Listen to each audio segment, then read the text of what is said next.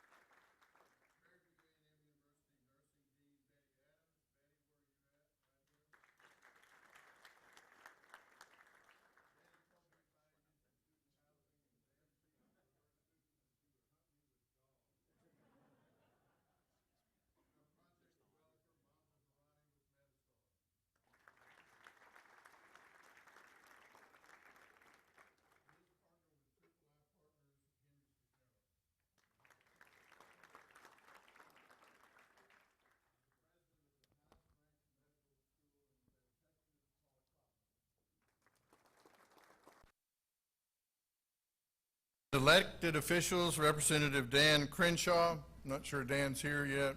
The reason it's important for Dan to be here, okay, so we have more people on social media at A&M, 277,000 followers on social media than any university in the state. Crenshaw has 750,000 followers on social media. So you see Crenshaw, you tell him to tweet whatever the hell he wants today about this event. Anyway, Senator Boris Miles is not here yet, but he's coming. The Dean of the Texas Senate, the longest-serving member and most respected member by a long shot of the Texas Senate, Senator John Whitmire. Thank you. And Senator Brandon Creighton is on his way, and Representative John Rosenthal is on his way. John, oh, there's John right here. Thank you, John. Good. And Houston Council Member Tiffany Thomas of District F. Sure.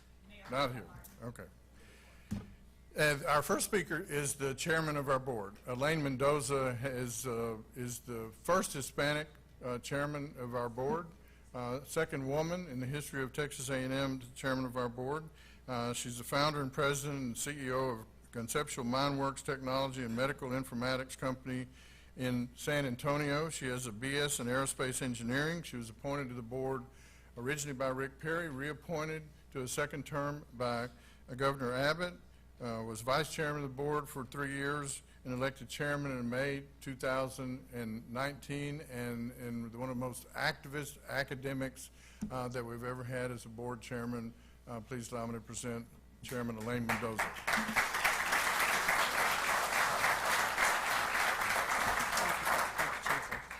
Howdy. Okay, so as you know, we were supposed to be celebrating together on the 14th floor of our NMed building, but with this weather, well, it's Texas, y'all. Aren't you more comfortable inside this lovely hotel room? Crazy out there. And we still have a great view of the work site right across the street here. Many thanks to Monzer, for CEO of Metastar, for making this space available for such a great occasion. All right, welcome to the announcement of one of the biggest developments in Texas Medical Center history. Well, in recent times, anyway. In fact, across the street where the NMed building is being renovated, and 2 buildings will soon go up, the Texas A&M University System is launching one of the nation's top development projects in the medical field. The total cost, as you've heard, is over $500 million. That's some change. It's pretty eye-popping. But it is not all Texas A&M University System money. Most of it is private investment. You see, it is with the wise use of a ground lease that the A&M system will offer critically needed facilities for our students and researchers without burdening taxpayers or using public debt. That's some cool stuff, Chancellor Sharp and Philip Ray. Congratulations on getting us to this place.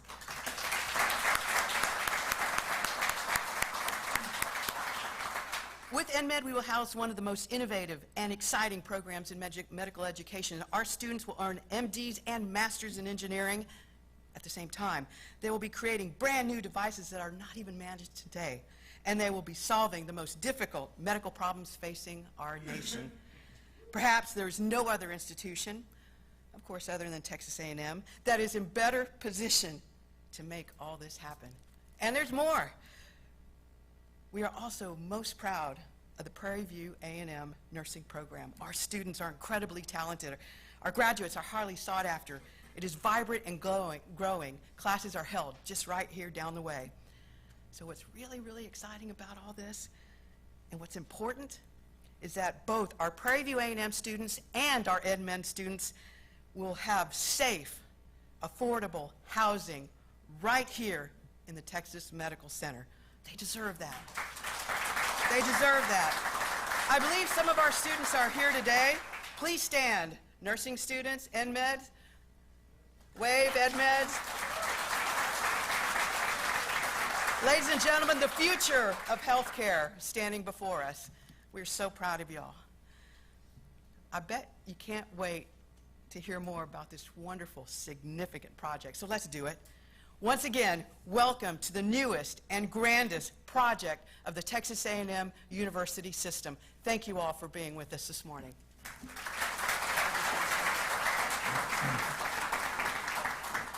Philip Ray is the Vice Chancellor for Business Affairs. He's in charge of negotiating and building all of the buildings, whether it be Kyle Field or whether it be the smallest building in the system. And he was in charge of negotiating this with Monzer. Monzer, I've been in the room with the guy. I'm sure you hated every single minute of this.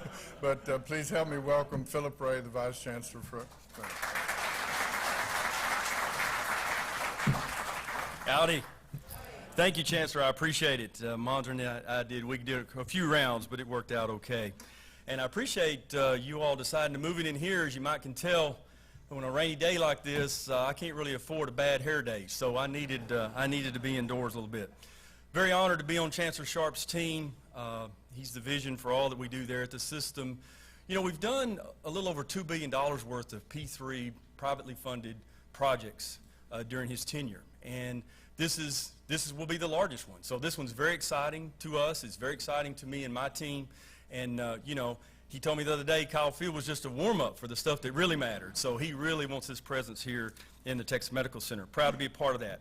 Obviously, $550 million, pretty good-sized project. So we're ready to go. As Chair Mendoza said, this is a lot of money.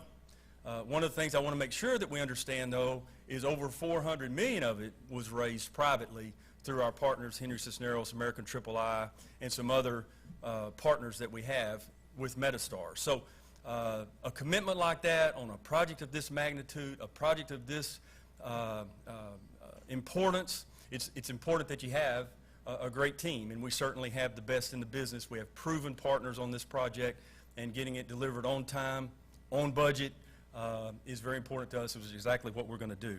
One of the things that I want to highlight before we just talk about the buildings is why does the Chancellor encourage us to use private money at times when we can, when it makes sense? And you know, our system is one of the very few in the country, there may be only 7 or 8 of us, that have a AAA credit rating. So one of the things that we do is, instead of putting the burden of this on public debt, putting the burden on taxpayer money, being able to embrace the private sector, be able to embrace their expertise in standing these things up and operating these makes a lot of sense for all of us. And so very, very appreciative of that. It's a part of our debt management strategy, and it works very well.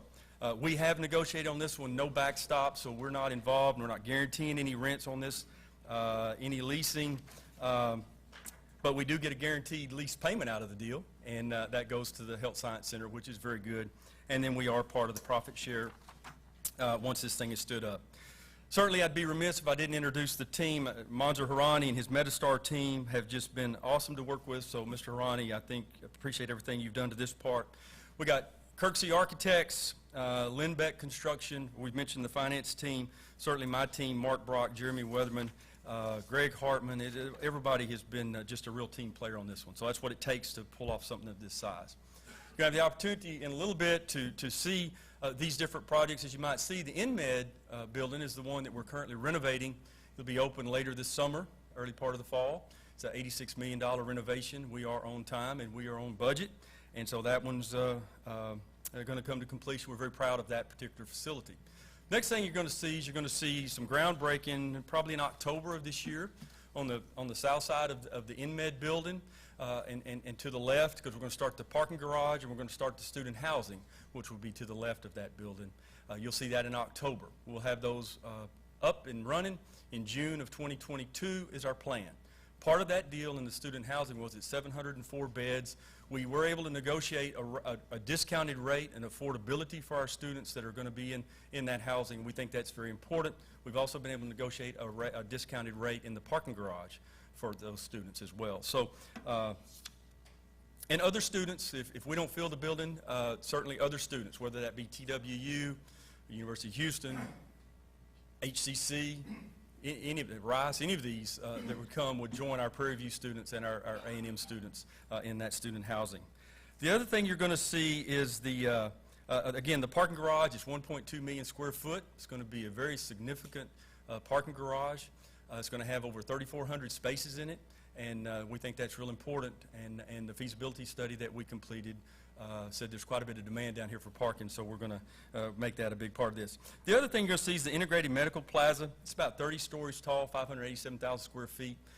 We'll probably start groundbreaking on that one in the fall of 2021, and we'll have it stood up by 2023. Within that building, you're going to find medical office, you're going to find research collaboration, health and wellness, and also you can find some retail. We got about 87,000 square foot of retail, I think, that's going in there. We're looking for a grocer for this because we're trying to, in support of our InMed students and our Prairie View students, this is the catalyst, and have them a nice, safe place to live, quality of life in this particular facility.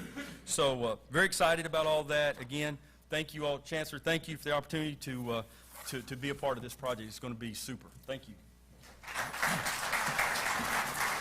Thank you. Our next speaker is Bill McKeon, obviously a partner of ours in so many different ways, including the work already started on TMC3. Bill is the president and CEO of the Texas Medical Center. He served as an executive in DuPont, Stanford University Medical Center, Raytel, U.S. Oncology, and Medtronic. Before joining TMC, he was president and CEO of London-based Cellnova, which is a medical technology company. He joined the medical center in 2013 and took over the top job in 2017. A really true partner to, especially to the 4 universities that are going to be involved in TMC3, Bill McKeon.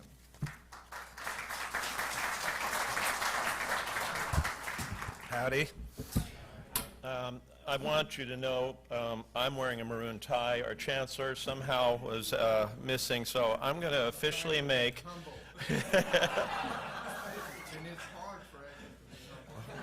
Well, my commitment now with this presence here is you're going to get a TMC maroon tie, the first edition for all of the Aggie Nation here. This is really exciting to see. I've known Monzer for many years. I remember 3 years ago, I walked the A&M campus, and I just saw how wonderful a display of the brand and how powerful and how well it was executed throughout. And I went and sat with Chancellor Sharp and said, you know, I'm not feeling that brand in the Texas Medical Center. There was one building there, and he looked at me and said, just you wait. Just you wait. And now, looking out the window and seeing the NMed program, and then secondly, saw how serious he was bringing on Dr. Roderick Pettigrew, is just an outstanding individual. I've had the pleasure of working with him for 3 years in the planning about TMC3. I think what's amazing about this, if you look at the campus today, we're 1,400 acres. And we're landlocked. This is what is now referred to as the North Campus. What we've all known as the Texas Medical Center is now the North Campus. And all the expansion is really from this point at Holcomb all the way to the Central District where the TMC3 campus is. And even this below Old Spanish Trail is the whole UT System campus, another 90 acres. If you look at what Dr. Klopman's doing with the McNair campus, another huge parcel of about 27 acres fully being developed with a brand new medical office building that's underway right now, a 400-bed hospital being added on top of this 300, so there's 700. So when you think about it, this is the most active the entire campus has been on development in its entire, this is our 75th year, so what a great time to really kind of serve as the cornerstone this project will be, along with the TMC3 project, for the next 75 years. Everyone keeps on thinking, is this enough? And there's not enough. There's not enough parking. There's not enough residential. There's not enough medical students. I want you to think about the importance of NMed. And a lot of times people don't often see when independent things happen how the perfect timing for the NMed program. I've been in medical device most of my career. And when you see the breakthroughs that happen in medical device, it's usually two culprits. It's an engineer and a physician. And it's usually those minds that collide where the engineer is looking at a problem.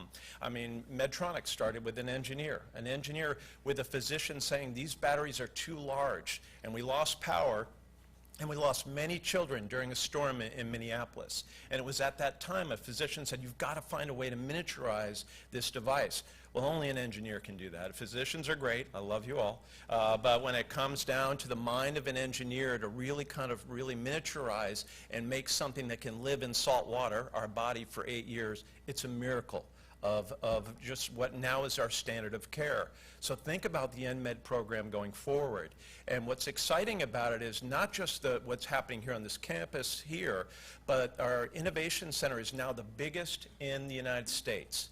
So think about aligning that with these great talented engineers and physicians working closely on, it's completely designed for them to figure out how to build the next devices, and not in years, but in weeks and months. So what's happened, Johnson & Johnson moved their biggest center for development in the world is right here on this campus. ABB Robotics moved their only plant, and this is all happening in the last 2 or 3 years. So timing in life is everything, we've learned. And so think about the power of this program going forward. I think that this will become the medical center, and because of an NMed program and what we're doing in innovation will be where medical device mecca will happen in the United States. Is happening right on this campus, and I've heard it predicted by heads of 2 of the top medical device companies. It's really not dominated anywhere else. So using this program as kind of a cornerstone for imagination and really taking those ideas and converting them to commercial value is enormous. So congratulations, Chancellor Sharp, to the Aggie Nation here. What a cornerstone for the future of A&M on this campus.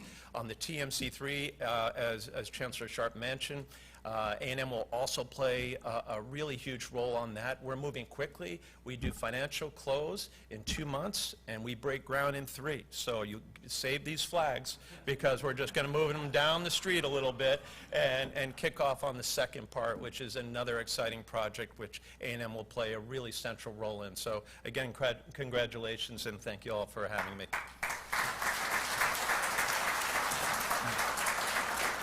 Thank you, Bill.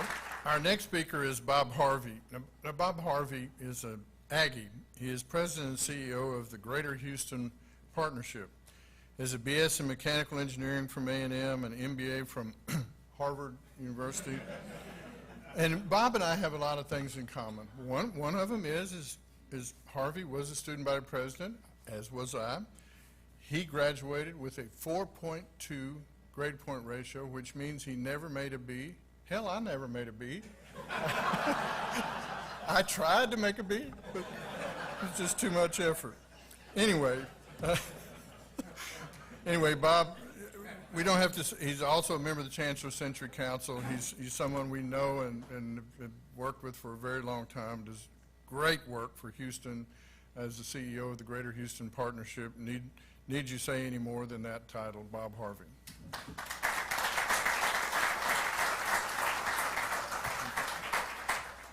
Howdy. Great to see you. John, thanks so much for inviting me to be part of this. And I do want to tip my hat to Monzer, a good friend, but to see this project come together like this is really exciting. And you've done so much for Houston, but this is going to be a signature project. So congratulations. Thank you. Henry, it's always great when you're here in Houston. As mentioned, I'm Bob Harvey, President and CEO of the Greater Houston Partnership. And as the partnership, we're the principal business organization of Greater Houston, is how we describe ourselves. So I spend my days going all around the world promoting Houston as this diverse, dynamic, and I'd always say can-do city. It's a remarkable place with incredible talent, some of which has been developed here in Houston, some of which has come here for the opportunities that Houston offers. And the breakthroughs that we're seeing in Houston, Bill, you alluded to just some of them, John, you've alluded to some. The breakthroughs we're seeing in Houston today in a variety of fields by virtue of that talent that we've assembled here in Houston is quite exciting. So I'm really pleased that A&M is putting this landmark facility in this incredible medical center and contributing to that. I think of it as the life science innovation that's going to occur, but the people whose careers will be developed here in Houston and the stickiness I know Houston has, and we're going to hold on to as many of these people as we can. Now, as Bill was alluding, Houston has been recognized as a world-class center for health care throughout our memory, right? Texas Medical Center, just an incredible institution. And that means our medical schools, Paul, the medical schools here in Houston are best-in-class clinical care, the billion-dollar-plus research funding that flows through here. But what we've been working on, and Bill's been leading, is how do we take this institution and make it more of a commercial enterprise. And that might almost sound crass, but it's not crass, because where the breakthroughs are occurring today is that intersection between science and entrepreneurship, where new ideas get developed that benefit mankind and make a profit. So we really are changing this institution. TMC3 will do more than anything, I think, in quite a while to move that process forward. But A&M's InMed program clearly fits right in with that model. And it's not just that we're uniting engineering and medicine. I think, as I've understood it, that the fact that the graduates of InMed will be required to develop at least one new medical device or process. And that's what I get excited about, because that's so much in keeping with the spirit of what's happening in Houston. Last year we had more venture capital money come to Houston than any year previously. So we're starting to get the interest of VCs all around the world about what's happening in Houston on the innovation front. And I really think this activity is going to draw even more of that VC activity to Houston. Now, John has acknowledged that I'm an Aggie. He has way overstated my GPA. I did correct him by saying I did post a 0.0 the first semester as student body president. That created a certain controversy on campus. What do you do with a student body president who's not going to class? I'll leave that for another day. But by virtue of that A&M connection, I've had a connection to the A&M Medical School and the activity here in Houston with Houston Methodist, and it's been an extraordinary collaboration between the A&M Med School and Methodist, and it has become a very popular place for the Aggie Med students to come for their clinical training, and it's been great. We formed a group of Houston parents, you might say, to provide support to these Aggie Med students. It's been fantastic getting to know these young people, and that was before NMed. NMed just makes it all the more exciting, so I'm really pleased to be part of that. But as much as anything, I'm here this morning because I knew John would be here, and I knew Chairman Mendoza would be here. And this is my chance to say on behalf of Houston and on behalf of the Houston business community, welcome to the Texas A&M University system, to Houston. Frankly, the more you're prepared to do in Houston, the more we're prepared to embrace you, because we have this incredible 7 million population metro that would stand to benefit by as much contribution and collaboration with the A&M system and with their flagship campus as we can possibly achieve. So I wanted to say it publicly. You're always welcome in Houston. Thank you for what you're doing. I look forward to further collaboration. John, thank you.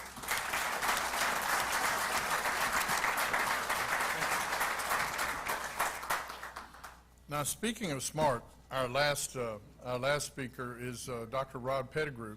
To become a member of a National Academy is an immense honor in academics, schools. But to be in 2 national academies is an incredible feat. Rod Pettigrew is in the National Academy of Sciences, of Medicine, and the National Academy of Engineering. You don't meet too many folks like that. If you've ever had an MRI of your heart, probably the reason you had that was because of the technological work that he did. He is one of the most brilliant people on this planet, I'm telling you. And to have him as head of the Engineering Medical School was a real coup for Texas A&M and Texas A&M University system. Please allow me to introduce one of the, he's going to speak on behalf of the people that are the primary users of these facilities, and that's the head of NMed, Dr. Rod Pettigrew.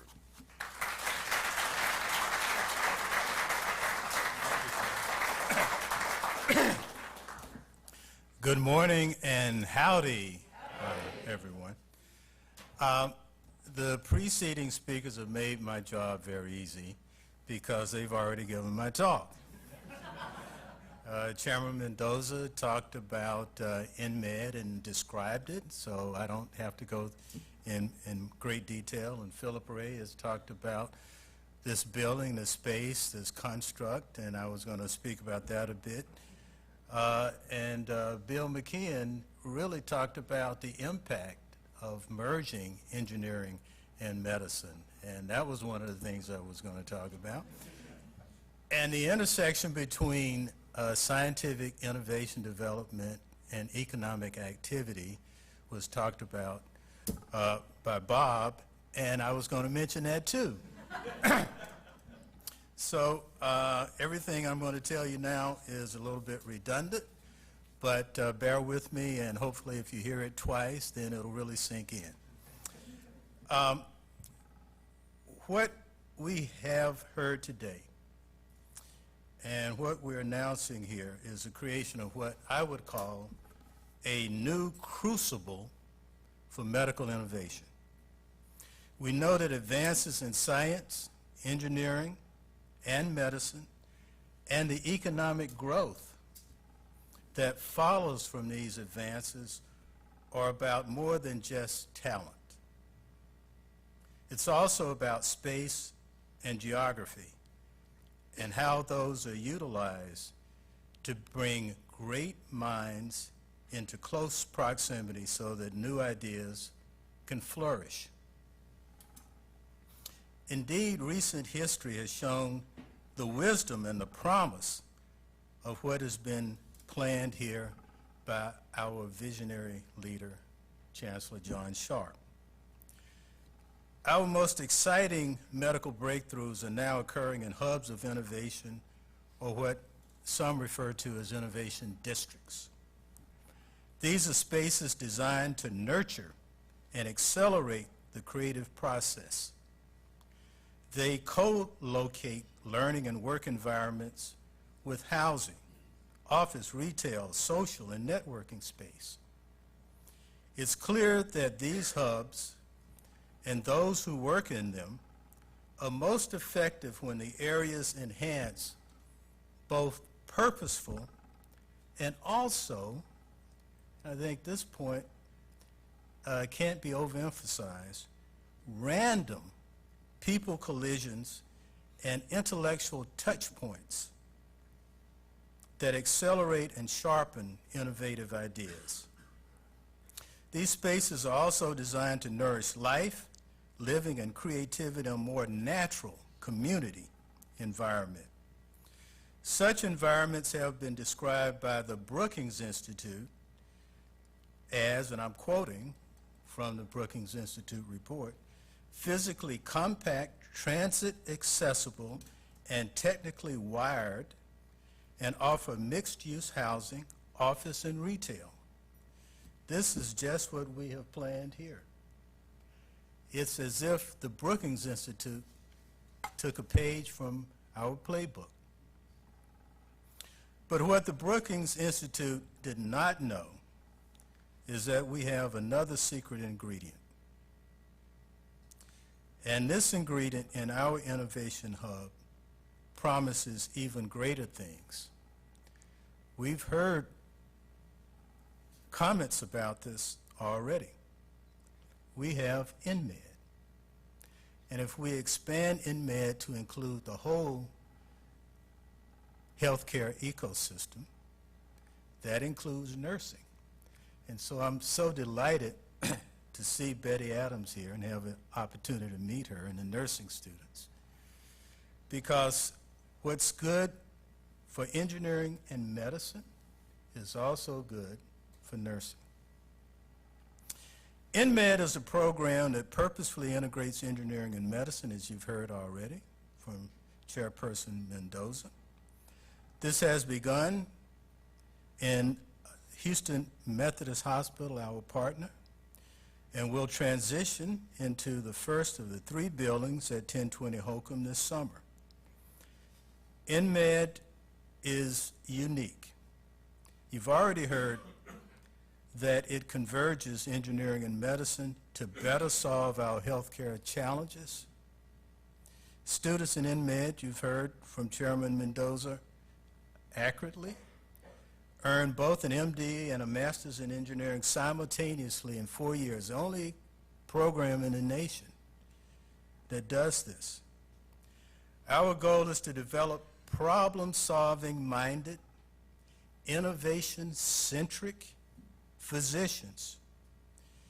We anchor this aspiration, as you've heard previously, by requiring the students to invent a solution to a healthcare problem. And consistent with having a new kind of medical mind and a new skill set, we also have a new name for those who will emerge from this training. We call them physicianeers. The most recent report from the World Economic Forum, this is held annually in Davos, Switzerland, as many of you know. This most recent report lists 7 of the most exciting breakthroughs in healthcare today. These are included in an Economic Forum report because, as Bob has told you, the healthcare R&D enterprise is such an economic engine. Investments in translational medical research historically pay substantial dividends in downstream economic growth. For example, the NIH, National Institutes of Health, which has a $40 billion budget, reports that it returns, on average, $3 for every dollar invested in research. And there are some projects that do much better than that. In the institute that I led, we returned $33 for every dollar invested.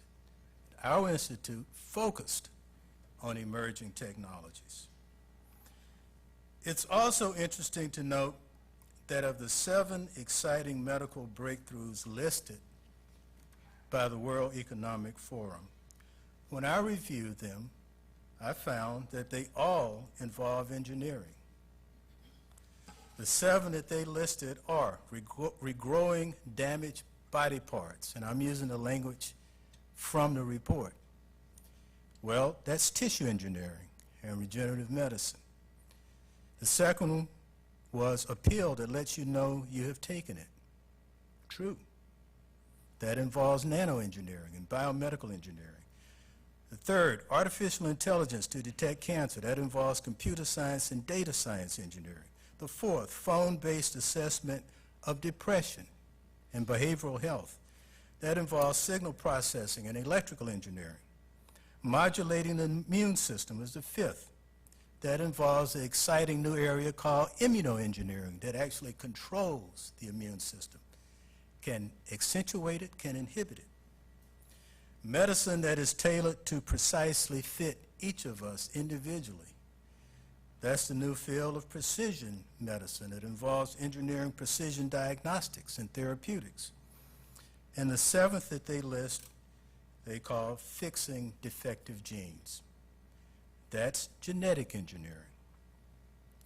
So wrapping this trailblazing initiative that is InMed in this space that is designed to catalyze creativity and innovation just makes good Texas sense and brings great hope for accelerating transformation in healthcare. This will bring a new dynamic to the Texas Medical Center in Houston, leading the way to benefits for people across Texas and across the globe. I want to pause for a moment and point out again to you, the first class of trailblazers in this effort, our future physicianeers in our inaugural class of InMed. They're easy to spot. They're these really good-looking, really smart people wearing white coats.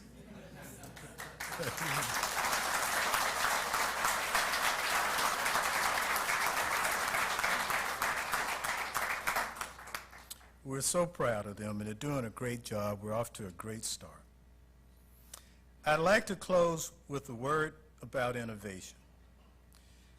The emphasis on innovation is not new. Innovation has been the goal of all preceding generations, and no doubt it will be the goal of generations to follow.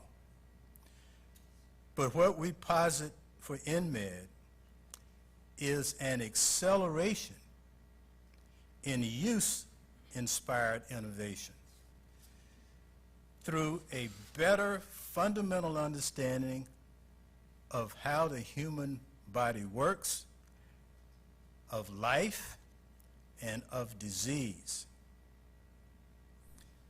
It is well understood that innovation is limitless, and that's why every generation can talk about it. For example, in 1945, the presidential science advisor and the father of the National Science Foundation, Vannevar Bush, simply referred to it as the endless frontier. Now, with Chancellor Sharp's bold and visionary creation of this holistic, complex and innovation hub, which we can view right out of this corner to the right there, we are poised to realize an accelerated improvement in the lives and well-being of the citizens of the Lone Star State and those who inhabit planet Earth.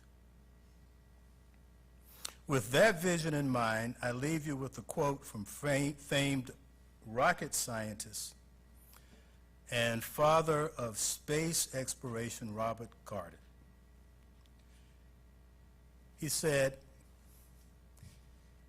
"It's difficult to say what is impossible, for the dream of yesterday is the hope of today, and the reality of tomorrow. Thank you so much.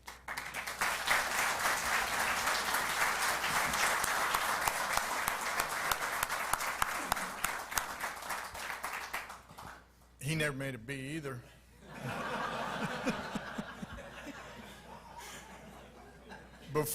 First of all, I want to tell you all that you are all invited to be guests of Mansour Hourani for lunch right across the hall as soon as this is over with. So it's good that we moved it, but that way you don't have to go across the street. You go right across the hall as Mansour's guest. And thank you again, Mansour.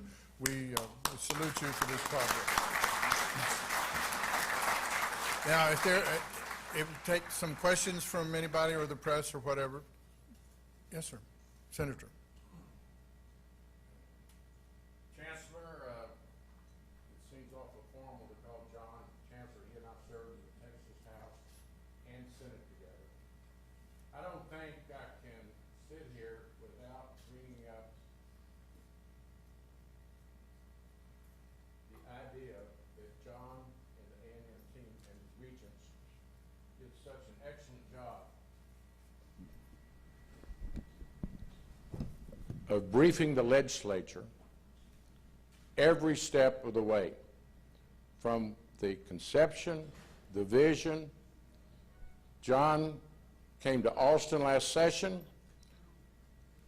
talked to those of us on finance, and I just want to publicly thank him for the process that he followed, the transparency, and I don't believe we'd be standing here today but for the expertise, the networking that John Sharp and the A&M system uses when they present something of this magnitude to the legislature.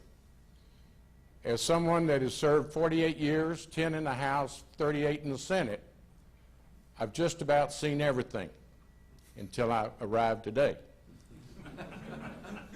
But to do something of this magnitude with the support of the Harris County delegation, the members of the legislature, and I know I speak for the governor, lieutenant governor, and the speaker, but certainly from a personal standpoint, we need wins like this.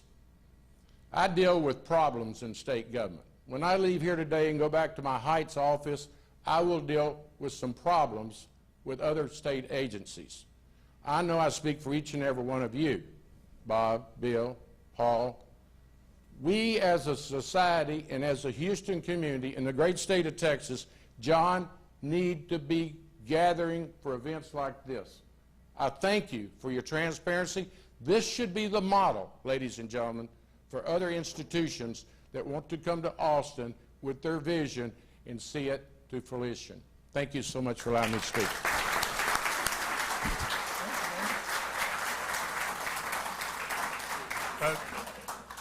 First of all, thank you, Senator Whitmire. And there is no bigger supporter of higher education and obviously Houston than Senator Whitmire. And the reason that we work so closely with you is, frankly, you just scare hell out of us.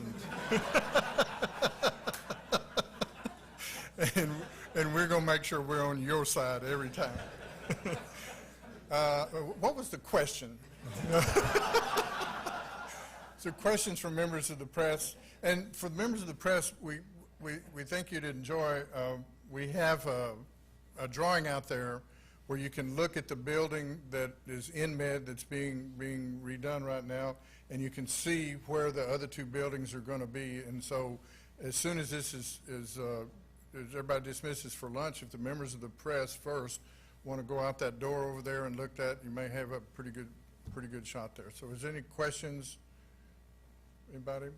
If not, we'll have folks around here. Greg Hartman, who I failed to introduce, is the Vice Chancellor for Strategic Initiatives over the whole health system, and he's also President Young's, who, by the way, had a conflict come up at literally 11 o'clock last night and couldn't come today. He is also his Vice President over the entire health system. So, Greg Hartman, where are you at right now? Right here? He won't stand. I've tried to get him to stand before. Anyway, thank you all for being here. See you at lunch right across the hall.